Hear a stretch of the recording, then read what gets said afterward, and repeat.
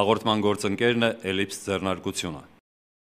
Հեռակառավարվող դարպասներ, դռներ, կոդավորված փականներ, չհրկիզվող պահարաններ էլեկտրոնային կոդավորմամբ։ Այս ամենն այսօր նաև ապառիկ։ Էլիպս, ապահովության երաշխիք։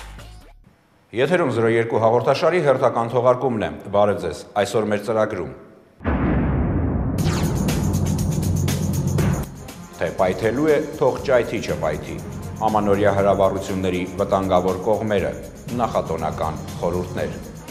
Էլ-ինչ դետեկտիվ առանց հետապնդման ու ինչպես սովորաբար լինում է կինոներում, ոստիկանները բռնեցին հանցագործին։ Դեկտեմբերի 15-ին Հայաստանի Հանրապետության ոստիկանության պետ գեներալ լեյտենանտ Վլադիմիր Գասպարյանը հանդիպեց Երևան քաղաքի օպերատիվ ծառայությունների աշխատակիցների հետ։ Խոսելով օպերատիվ ծառայության աշխատանքի կարևորության եւ առանձնահատկությունների մասին, ոստիկանության պետն ընդգծեց իր առանձնակի վերաբերմունքը համակարգի գործունեության այդ ոլորտի հանդեպ։ Ես աշխատել եմ օպերատիվ անձնակազմի հետ։ Ես ինքս օպերատիվ աշխատող եմ եղել եւ ես աշխատել եմ ձեր հետ։ Ժամանակն է օպերատիվ աշխատանքով ամրագրել, ամրացնել բոլոր այն հաջողությունները, ինչ մենք ունենանք արտաքին ծառայությունում։ Հասարակության վստահությունը շատ հեշտ է ձեռք բերել, եթե ինքներս ուղղակի ազնիվ ենք լինում մեր նպատակների մեջ։ Խոսելով օպերատիվ ծառայությունների խնդիրների մասին, ոստիկանության պետը հանձնարարեց կարճ ժամկետում պատշաճ մակարդակ ապահովել աշխատանքային եւ կատարողական կարգապահության ոլորտում, ուժեղացնել փոխգործակցությունը բոլոր այն ծառայությունների հետ, որոնք առնչվում են օպերատիվ ծառայությունների բնագավառին, սերտացնել կապը մարզային ծառայությունների ու ստորաբաժանումների հետ։ Ոստիկանության պետը խորհրդակցության մասնակիցներին կոչ արեց ընթացիկ աշխատանքին զուգահեռ մշտապես ուշադրության կենտրոնում պահել նախկին տարիներին կատարված ու չբացահայտված հանցագործությունների խնդիրը։ Անդրադառնալով վերջին օրերին այս կարգի գործերի բացահայտումներին, Վլադիմիր Գասպարյանն ընդգծեց. Տեսնում եք տղեկ, որ ուզում եք, ստացվում է։ Ստացվում է եւ նախկինում կատարված հանցագործություններ բացահայտել եւ արտոնյալ հետախուզվողներ բռնել եւ անընդհատ բռնվելու են իրանք։ Հանդիպման մասնակիցների համար անակնկալ էր, որ ոստիկանության պետ գեներալ լեյտենանտ Վլադիմիր Գասպարյանը հենց տեղում հրամաններ ստորագրեց, որոնցով խրախուսվեցին ծառայության ընթացքում աչքի ընկած մի շարք աշխատակիցներ։ Դեկտեմբերի 13-ին Հայաստանի Հանրապետության ոստիկանության պետ գեներալ լեյտենանտ Վլադիմիր Գասպարյանն ընդունեց Հայաստանի Հանրապետությունում Վրաստանի արտակարգ եւ լիազոր դեսպան Թենգիզ Շարմանաշվիլուն։ Հանդիպման սկզբում ոստիկանության պետը նշեց, որ հայ-վրացական հարաբերությունները ժամանակի փորձություն անցած դարավոր եղբայրական հարաբերություններ են եւ համագործակցությունն ու գործընկերությունը մեր երկրների միջև առաջիկայում պետք է ավելի խորանան ու ընդլայնվեն։ Վլադիմիր Գասպարյանը ներկայացրեց Հայաստանի ոստիկանությունում ընթացող բարեփոխումները, ձեռքբերումներն ու անելիքները, նոր մոտեցումները, որոնց կենսագործումով միայն կառույցի գործունեությունը կբավարարի ժամանակի պահանջները։ Շնորհակալություն հայտնելով ջերմ ընդունելության համար, Թենգիզ Շարմանաշվիլին նշեց, որ իր գործունեության ընթացքում երկու անգամ է ականատես եղել ոստիկանական կառույցի բարեփոխումների, նախ Վրաստանում, հիմա էլ Հայաստանում։ Ցանկալի է, նշեց դեսպանը, որ հայ եւ վրացի ոստիկաններն առաջիկայում առավել ակտիվացնեն փոխայցելություններն ու փորձի փոխանակումը, ինչը թույլ կտա ավելի բարձր արդյունքներ արձանագրել հանցավորության դեմ համատեղ պայքարում։ Հանդիպման ընթացքում քննարկվեցին փոխադարձ հետաքրքրություն ներկայացնող այլ հարցեր ևս։ Նախկինում կատարված հանցագործությունների բացահայտման, ինչպես նաև առանձնապես ծանր հանցագործություն կատարելու համար հետախուզվող անձանց հայտնաբերման աշխատանքներն ակտիվացնելու նպատակով ոստիկանության պետը հանձնարարական է տվել համապատասխան ստորաբաժանումներին։ Վերջին օրերին ոստիկանության քրեական հետախուզության գլխավոր վարչությունը 18-ամյա վաղեմության սպանությունը բացահայտելուց հետո տրամաբանական ավարտին հասցրեց նախկինում կատարված աղմկահարույց հանցագործության մի բացահայտում ևս։ Դեկտեմբերի 14-ին իրացնելով օպերատիվ տվյալները ոստիկանության քրեական հետախուզության գլխավոր վարչության աշխատակիցները բերման են ենթարկել 2006 թվականից հետախուզվող 1978 թվականին ծնված Ստեփան Հակոբյանին։ Գործը, որով նա հետախուզվում էր, ժամանակին ստացել էր հասարակական հնչողություն։ 2006 թվականի հունիսի 22-ին Երևանում կրակոցներ հնչեցին։ Ոստիկանության ամփոփագրերում դեպքը ներկայացվեց այսպես.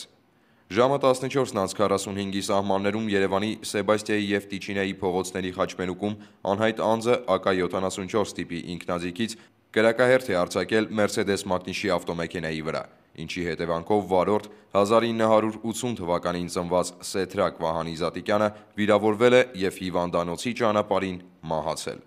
Նույն վայրում կրակոցներից մահացել է անցորդ 1969 թվականին ծնված Կարինե Սարգսյանը։ Հայաստանի Հանրապետության քրեական օրենսգրքի 104 հոդվածի 2-րդ մասի 8-րդ կետի հատկանիշներով հարուցվեց քրեական գործ և հետախուզում հայտարարվեց Ստեփան Հակոբյանի նկատմամբ։ Ստեփան Հակոբյանի հետ բերման են ենթարկվել նաև 1968 թվականին ծնված Աշոտ Հակոբյանն ու 1971 թվականին ծնված Արայիկ Եղիազարյանը, որի մոտից խուզարկությամբ հայտնաբերված ատրճանակն ուղարկվել է փորձաքննության։ Դեկտեմբերի 14-ի երեկոյան խուզարկություն կատարվեց Ստեփան Հակոբյանի փաստացի բնակության վայրում, Մալաթիայի փողոցի 24 տանը, որի առաջին հարկի հյուրասենյակի սեղանի վրայից հայտնաբերվեց մոտ 45 գրամ կանեպանման դեղնական աչավուն զանգված։ Նախկինում կատարված հանցագործությունների բացահայտման ուղղությամբ միջոցառումները շարունակվում են։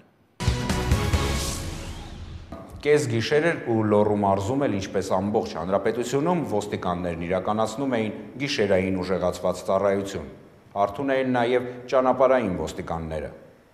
Դեկտեմբերի 12-ը դեռ նոր էր սկսվել, երբ ոստիկանության Վանաձորի բաժին շտապօգնության կայանից հաղորդում ստացվեց։ Բազմաթիվ ծակած կտրած վերքերով թիվ 1 հիվանդանոց են տեղափոխել մի տղամարդու։ Օպերատիվ խմբին առնաշաղախ տղամարդը մի կերպ հասկացրեց, որ ինքը տաքսու վարորդ է։ Րոպեներ առաջ մի երիտասարդ պատվիրել է իրեն տանել Վանաձորի լանջային փողոց, որտեղ էլ դանակով հարվածներ է հասցրել ու փախցրել մեքենան։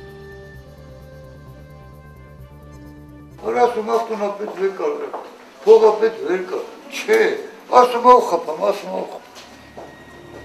Տաքսին եւ ավազակին թարմ հետքերով հայտնաբերելու նպատակով ոստիկանության Լոռու մարզի վարչության ղեկավարությունը հայտարարեց ավտոհետախուզում հատուկ միջոցառում։ Փակվեցին Վանաձորից դուրս եկող ճանապարհները։ Ոստիկանության Սպիտակի բաժնի եւ ճանապարհային ոստիկանության 5-րդ սպայական վաշտի ոստիկանները Կանալ 2011 միջոցառումների շրջանակներում ծառայություն էին կատարում։ Սպիտակ քաղաքում ծառայություն են կատարում Ալարաղացի մոտ, արդեն տեղյակ ենք, որ Վանաձոր քաղաքում դանակահարություն է կատարվել։ Մենք նկատեցինք, որ դիմացից գալիս է տվյալ նշված մեքենան, կանգնեցին եւ չընթարկվեց մեր կանգառ ազդանշանին։ Սկսվեց հետապնդումը։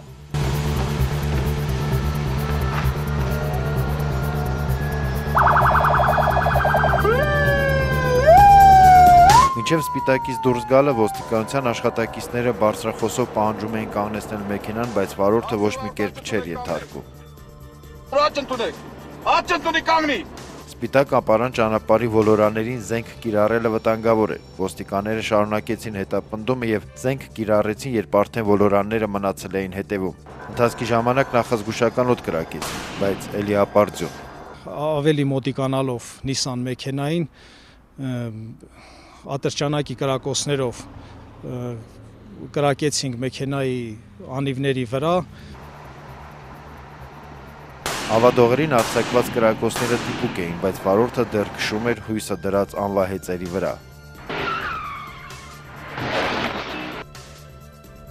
Շրջադարձի ժամանակ ես զգացի արդեն, որ ինքը չի կարող կատարել շրջադարձ, քանի որ մեքենայի ձախ կողմի երկու անիվը լրիվ նստած են։ Մեքենան, որ ընկավ ճանապարհի երթևեկել մասից դուրս, մենք մոտեցանք իրան, վարորդին,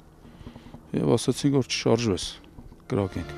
Մեծ ջանք ու պրոֆեսիոնալիզմ դրսևորելով ոստիկանները մեքենայից հանեցին եւ ոստիկանության Վանաձորի բաժին բերման ենթարկեցին 30-ամյա Արամ Սարգսյանին։ Նախկինում դատված Սարգսյանը ոչ մի կերպ չէր կարողանում բացատրել իր արարքի պատճառները, քննությունը կպարզի։ Նույն օրը երեկոյան Վանաձորում կրակոցներ հնչեցին։ Հիվանդանոցից հաղորդում ստացվեց, որ ոտքերի հրազենային վերքերով իրենց մոտ է տեղափոխվել 3 վանաձորցի։ Պարզվել է, որ դեկտեմբերի 12-ին ժամը 23:45-ին Վանաձորի Դեմիրճյան փողոցում անհայտ անձը հրազենից կրակ է արձակել Mitsubishi Pajero մակնիշի ավտոմեքենայի մոտ կանգնածների ուղղությամբ։ Մեքենան տեղափոխվել է ոստիկանության Վանաձորի բաժնի տուգանային հրապարակ, հարուցվել է քրեական գործ, հանգամանքները պարզվում են եւ անպայման կպարզվեն։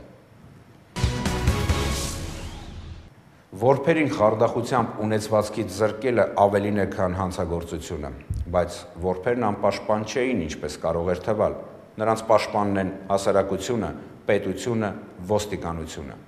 1,5-ամյա Հակոբն ու 5-ամյա Հայկանուշը տնանք չդարձան ոստիկանության քրեական հետախուզության գլխավոր վարչության աշխատակիցների աչալրջության շնորհիվ։ Խարդախությունը բացահայտվեց ոստիկանության քրեական հետախուզության գլխավոր վարչությունում ստացված տեղեկությունների ստուգման արդյունքում։ Գլխավոր վարչություն հրավիրված Արսեն Խաչիկյանը փորձում էր հավաստիացնել իբր բնակարանը հետագայում վերադարձնելու էին օրինական տերերին, բայց հարցին այդ դեպքում ինչու էին դիմել նման քայլի, պատասխան չուներ։ Իսկ խարդախության նախապատմությունն այսպիսին էր։ Վերժինե Բերբերյանը անբուժելի հիվանդ էր։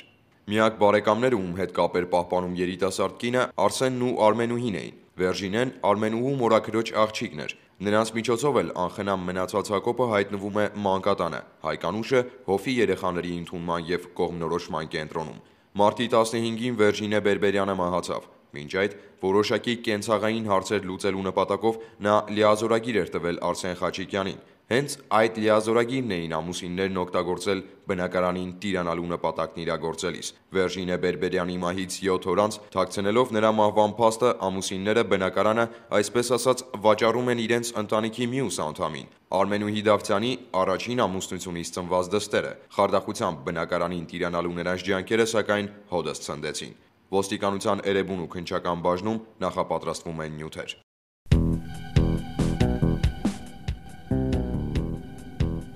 Ըստ Հայաստանի Հանրապետության ոստիկանության օպերատիվ հաղորդագրությունների ամփոփագրերի, դեկտեմբերի 8-ից 15-ը Հանրապետությունում արձանագրվել է կողոպուտի 1 դեպք, որը բացահայտվել է։ Արձանագրված մարմնական վնասվածք հասցնելու 51 դեպքից բացահայտվել է 46-ը, գողության 60 դեպքից 36-ը, ավազակային հարձակման 2 դեպքից 1-ը, խարդախության 18 դեպքից 17-ը, խուլիգանության 11 դեպքից 10-ը։ Նախկինում կատարված հանցագործություններից բացահայտվել է մարմնական վնասվածք հասցնելու 8, գողության 4, խարդախության 3 և ավազակային հարձակման 1 դեպք։ Անցած շաբաթվա ընթացքում Հանրապետությունում արձանագրվել է ճանապարհատրանսպորտային 49 պատահար, 10 մարդ զոհվել է, 67-ը ստացել տարբեր աստիճանի մարմնական վնասվածքներ։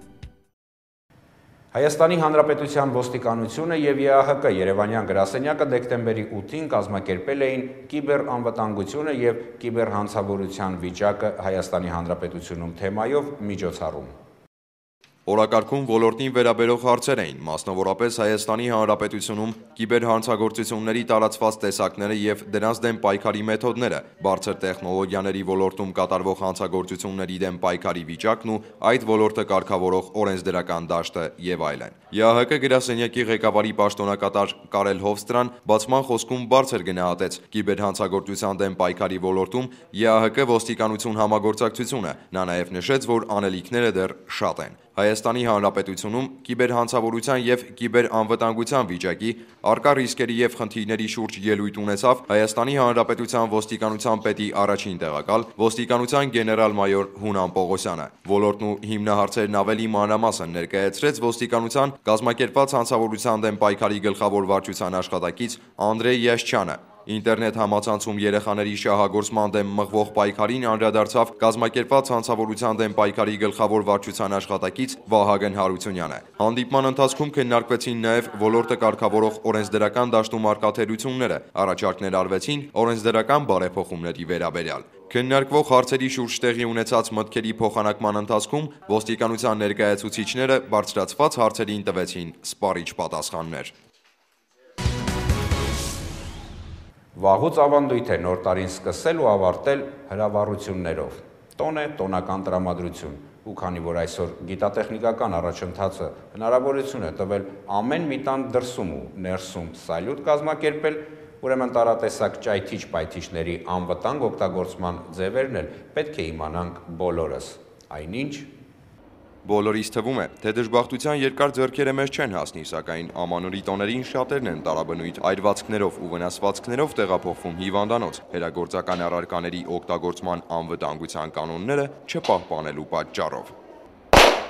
Որպեսզի փորձը փորձանք չդառնա, ներկայացնենք տոնական պայթուցիկներից և հրագործական իրերից օգտվելու և դրանք պահպանելու մի քանի տարրական կանոն։ Դրանք կօգնեն զերծ մնալ վնասվածքներից և այրվածքներից։ գնեք միմիայն լիցենզավորված հրագործական պարագաներ եւ ինչ է շատ կարեւոր է, անպայման ուշադրություն դարձրեք արտադրության ժամկետին։ Մինչ օգտագործումը ուշադիր կարդացեք օգտագործման ուղեցույցը, ճիշտ ու անվտանգ հրավառության համար։ Զերծ մնացեք ծռմռված, ծակծկված կամ վնասված հրագործական պիտույքներից։ Հրագործական իրերը ձեռք բերեք միմիայն մասնագիտացված խանութներում, որտեղ ձեզ կտան օգտագործման ուղեցույցներ ու կներկայացնեն դրանցից անվտանգ օգտվելու կանոնները։ Հիշեք, որ հրագործական տոնական պարագաները պետք է դրվեն տաքացուցիչներից ու վառարաններից հեռու։ Մեծահասակները պիտի հիշեն նաև, որ դրանք հարկ է պահել երեխաների համար դժվար հասանելի տեղերում։ Մեզ հետաքրքրեց նաև ծնողների կարծիքը։ Նախ նրանք փոքր են, ես գումար չեմ, ամեն ինչ հատկացնում եմ իրենց եւ իրենք էլ խելացի են եւ չեն ուզում գումար այսպիսի հիմար բաների վրա ծախսելու համար։ Դեմ եմ, որպեսզի դրանք օգտագործվեն, որտեղ կարող են լուրջ վնաս հասցնել։ Դե որ նոր տարի է, այս սեզոնին հավես է, էլի որ առնում տրակ հասնում ենք դրա համար։ Բա չես մտածում, որ կարող է վնասվես դրանցից։ Դե ես չէ, նայած տարիքի դեմ մարդը վնասվի, ես որ չէ, ես իմ վրա վստահ եմ։ Հրավառության վայրը նախորոք ընտրեք։ Ցանկալի է, որ մոտակա 25-30 մետր շարավողով չլինեն բնակելի կառույցներ, տներ, ծառեր, մեքենաներ կամ այլ հրավտանգ օբյեկտներ։ Վերոհիշյալ ցանկալիների շարքում առաջին հերթին մարդիկ են։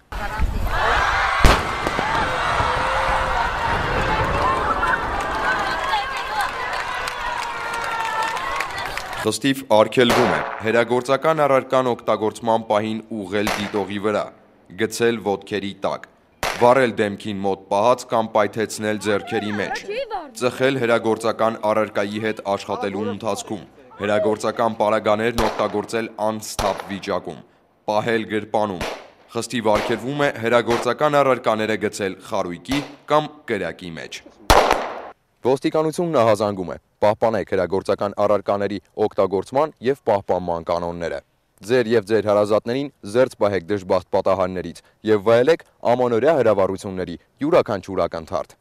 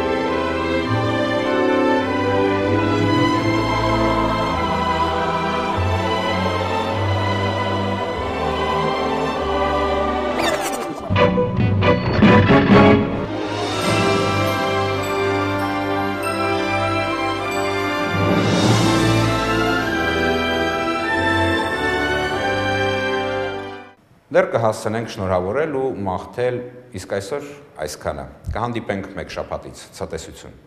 Հաղորդման գործընկերն է Էլիպս ձեռնարկությունը։ Հուսալի անվտանգության ապահովում, հակահրդեհային, ազդանշանային, տեսահսկման, մուտքի, ելքի և ռեժիմի վերահսկման գերժամանակակից համակարգեր։ Այս ամենն այսօր նաև ապարի։ Էլիպս, երաշխավորված անվտանգություն։